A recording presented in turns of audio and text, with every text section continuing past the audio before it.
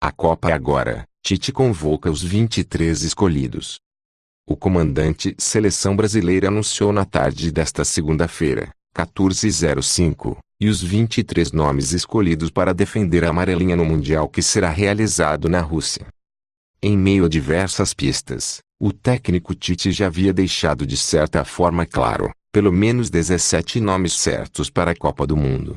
No entanto, ainda existiam muitos mistérios em relação à lista final, principalmente nos últimos dias, devido a lesões de jogadores certos e pelo fato de muitos outros estarem com um grande destaque atualmente, o que poderia criar uma certa dor de cabeça para o senhor Adenor, certo? Parece que não. Afinal, como outros técnicos em outros anos, nos quais muitos jogadores vinham se destacando próximo do torneio, Tite resolveu confiar em sua intuição e nos atletas que já contavam com mais tempo de seleção ao seu lado, sendo assim, optando por não apostar em nomes do momento como Rodriguinho, Arthur ou até mesmo Luan, o meia, atacante do Grêmio que na verdade não é de hoje que pede passagem. Sendo assim, a lista de certa forma não trouxe nenhuma grande surpresa, apesar de que muitos podem vir a se perguntar, como assim não trouxe nenhuma grande surpresa sendo que Taison e Fred foram convocados? Bom, essa indagação com certeza está na cabeça de milhões de brasileiros, mas se tratando de Tite, com certeza a convocação de ambos não foi surpresa nenhuma, basta olharmos para as características de jogo dos dois atletas que, com certeza ficará explícito a proximidade com a filosofia de Tite. A filosofia de Tite. Algo tão óbvio, mas que muitos teimosos insistem em dizer que é simplesmente o Amigos do Tite FC, ou seja, muitos jogadores que estão na seleção, conseguiram essa vaga simplesmente por favoritismo do comandante brasileiro, isso mesmo. É realmente de certo modo um favoritismo do técnico, porém não simplesmente por ter uma empatia com o jogador e querer tê-lo por perto, mas sim porque as características de certo atleta se adequam melhor ao esquema de jogo implantado por ele. E foi com esse pensamento que o senhor Adenor insistiu em Paulinho e Renato Augusto, provando que estava certo apesar das diversas críticas que recebeu ao longo dos anos, sendo o mesmo que acontece agora com as escolhas de Fred e Taison ao invés de Arthur e Luan.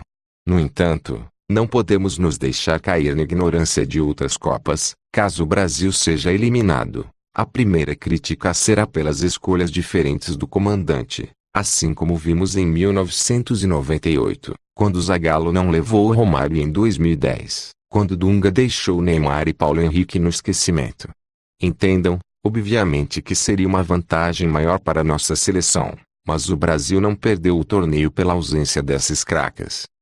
Os exemplos não param, como o caso de Fagner que sempre se lançou como favorito para a reserva de Daniel Alves e que hoje, com a ausência no baiano devido a uma lesão, poderá ser o titular no Mundial, mesmo com todas as críticas em cima do lateral do Corinthians e o favoritismo de Danilo por parte dos torcedores.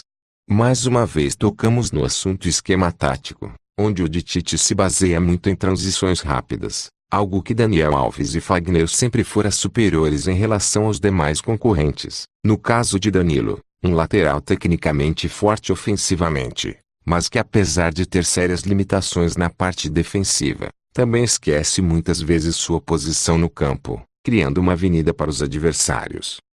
Com isso os nomes escolhidos são Alisson, Ederson, Cássio, Danilo, Fagner, Marcelo, Felipe Luiz, Miranda, Marquinhos, Thiago Silva, Jeromel, Casemiro, Fernandinho, Paulinho, Renato Augusto, Fred, Felipe Coutinho, William, Neymar, Douglas Costa, Gabriel Jesus, Roberto Firmino, Taison.